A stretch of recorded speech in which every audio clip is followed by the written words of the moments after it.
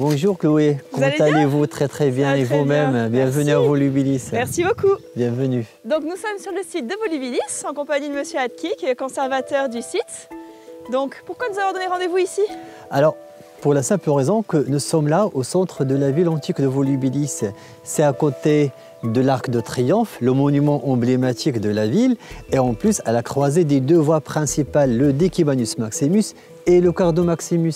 D'accord. Cette arche, elle a une histoire? Elle a été construite quand? Oui, ça a été construit en 217 par les habitants de Volubilis et ça a été dédié à l'empereur Caracalla et sa mère Iulia Domna. Et l'inscription qu'on voit en haut raconte en plus que cet arc était surmonté par un char tiré par 6 chevaux. D'accord. Ouais. Et quand on l'a retrouvé, cet arc, il était comment? Il était sur pied? Non, pas du tout. Il a été redécouvert quand? Pas du tout. Alors, ça a été entièrement démoli, donc seuls quelques mètres étaient visibles.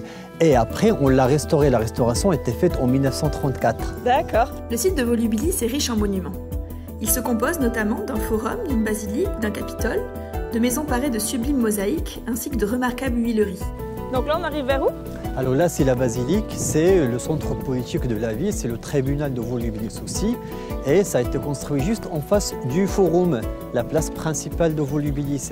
D'ailleurs, cet ensemble a été doté de 2 portes principales, une ici et l'autre là-bas, ce qui veut dire que ça a été fermé pendant un moment donné de la journée, probablement la nuit. On arrive sur le Capitole. Exactement. Le Capitole, c'est le principal temple romain de la ville. Le Capitole par référence à la triade capitoline Jupiter, Junon, Minerve. Le forum, la basilique et le Capitole sont datés du début du IIIe siècle. Le forum était alors un lieu d'échange, centre de la vie publique et administrative. La basilique, tant qu'à elle, était le lieu de réunion du conseil municipal, aussi appelé curie, mais servait également de tribunal.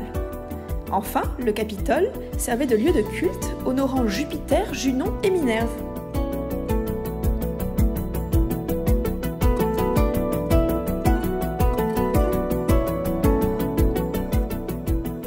Là, c'est la reconstitution d'une huilerie, c'est ça? Oui, effectivement, on a restitué une huilerie parce qu'on en a quand même beaucoup, plus de 57 huileries découvertes jusqu'à maintenant sur le site. Donc il fallait bien restituer quand même l'une d'elles pour montrer aux visiteurs l'intérêt des huileries, pas uniquement à Volubilis, mais dans toute la région d'Osagonie.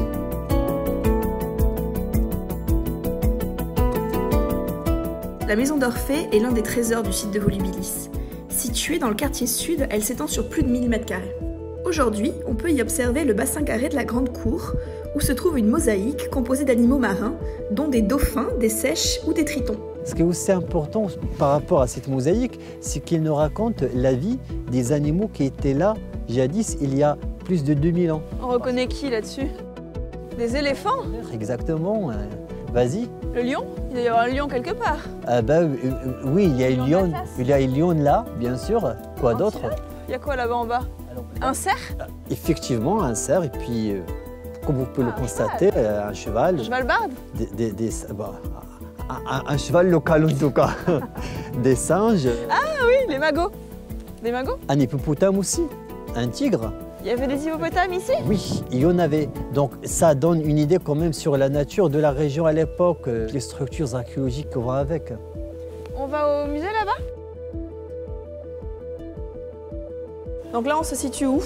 Alors là, c'est la salle d'approfondissement du centre d'interprétation de Volubilis. D'accord. Et là, ce sont plusieurs thématiques qui sont développées là, ici. C'est, par exemple, dans cette partie-là, on parle des premières entreprises de fouilles archéologiques et de restauration que le site a connues. Donc ça remonte à quand? Alors, les premières fouilles, ça remonte à 1915. Oui. Et là, on peut voir l'état du site avant le début des fouilles. Oula, d'accord. L'Arc de Triomphe qu'on a vu tout à l'heure, on s'est retrouvés. Voilà, c'était un champ de ruines, tout simplement, à l'instar du reste du site, puisque à cette époque-là, seuls 3 monuments étaient visibles en partie. L'Arc de Triomphe, la porte de Tanger, qui se situe vers le nord-est de la ville, et puis une partie de la basilique. Qu'on a vu aussi tout à l'heure. Voilà, tout le reste était sous les décombres.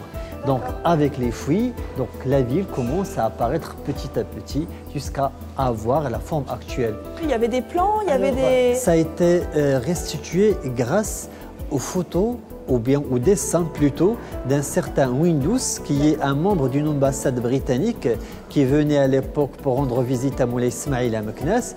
Et sur le chemin, comme par hasard, voilà, nous avons sur les dessins là-bas les représentations. Ah, c'est ses dessins à lui? Voilà, ces dessins, lui, c'est Windus, donc 1721. Et vous les avez retrouvés où, ces trucs? Alors normalement, ils sont publiés maintenant, donc, et puis on peut le retrouver facilement. Et ça, c'est très important parce qu'on a la forme de l'Arc de Triomphe.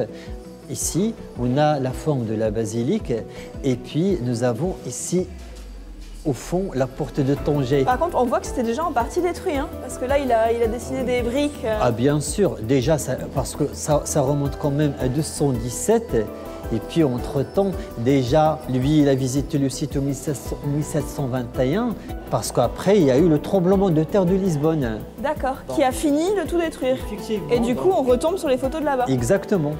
Et donc tout ça, là, ça a été retrouvé par la suite, en fait. Là, ce sont des éléments, donc certains éléments de l'Arc de Triomphe, et on en a encore sur place. D'accord. Donc, ils se sont quand même servis de certaines pièces pour restituer l'arc. Bien sûr, Pas bien tout, sûr. mais un peu. Pas tout, mais de toute façon, c'est reconnaissable. Et là, c'est la restitution, donc normalement, de l'arc. Donc c'est comme ça qu'il devrait être. D'accord. Et surtout l'inscription qui est assez intéressante parce qu'en fait, ça date la construction de 217 et ça a été dédié à l'empereur Caracalla et sa mère Iulia Dumna. Et ça a été fait par les citoyens de Volubilis. Donc. Il y avait combien d'hectares là au niveau de la ville à cette époque-là? Alors à l'époque, c'était 42 hectares. Là, sur cette photo? Effectivement, et ça, c'est l'emprise romaine, quoi. C'est la partie romaine. Et ça montre clairement l'enceinte qui entourait la ville avec les 7 portes, les 7 grandes portes. Et aussi, on a les principaux quartiers. Donc, le principal quartier riche, c'est le quartier nord-est qu'on peut voir là. Ah, on voit bien cette allée centrale dont on a parlé tout à l'heure. Effectivement, le Decimanus Maximus, et l'Arc de Triomphe, effectivement. Et là, au fond, nous avons la basilique, le Capitole, dans ce quartier-là, à côté du Forum, qui est au centre de la ville. Alors là, c'est exceptionnel. C'est le seul monument qui a été édifié à l'extrémité, quoi. Et c'est un temple qui s'appelle le Temple B. Ça a été édifié déjà à l'époque mauritanienne, donc avant les Romains, mais ça a continué d'exister jusqu'à l'époque romaine. D'accord. Comme quoi, c'était vraiment un temple emblématique de la ville et important. Donc là, on arrive sur des sculptures? Ouais, effectivement, ce sont des chefs-d'œuvre de l'Antiquité romaine trouvés à Volubilis. La déesse Vénus avec Eros juste à côté. Et puis là, son fils Eros, encore une fois, adossé sur peut-être un félin ou bien un chien. Et là, la Bacchante, qui fait partie du cortège de Dionysos. Et je suppose que vous en avez trouvé beaucoup des comme ça? Il y en a beaucoup et la plupart sont conservés actuellement dans le musée de Rabat, le musée de l'histoire et des civilisations. Les plus fameuses sont la tête de Juba II, oui. Catan, et puis il y a l'Éphèbe.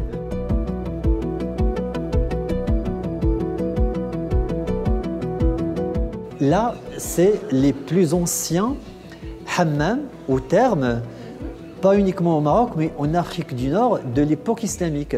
Ça date de quand? Ça date de l'époque idrisside, c'est la fin du 8e siècle.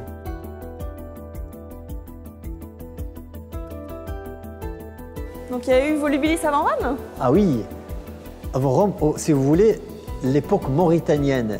Alors, par rapport au nom que les habitants du Maroc avaient à l'époque, les Maures, et donc, automatiquement, on parle de l'époque mauritanienne. C'est une époque très importante de l'histoire du Maroc, parce que la fondation de la plupart des villes qui ont été, bien sûr, à l'époque romaine, développées, romanisées, c'était fait à cette époque-là, à l'époque mauritanienne. Et Volubilis n'échappe pas à la règle. Donc Volubilis existait déjà à cette époque-là, il a été construit. Ils sont juste arrivés et ils ont fait grossir. Voilà. Donc là, on se trouve où?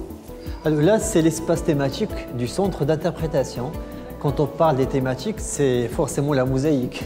Ah, et celle-là est très connue. Ah, c'est la principale attraction des visiteurs de Volubilis. Oui, ça, c'est Méduse, la Médusa avec la chevelure serpentée, les serpents, donc, et les yeux surtout, qui, selon la mythologie grecque, ont le pouvoir de pétrifier les gens. Donc ne regarde pas longtemps sur ça. Jamais dans les yeux. Jamais.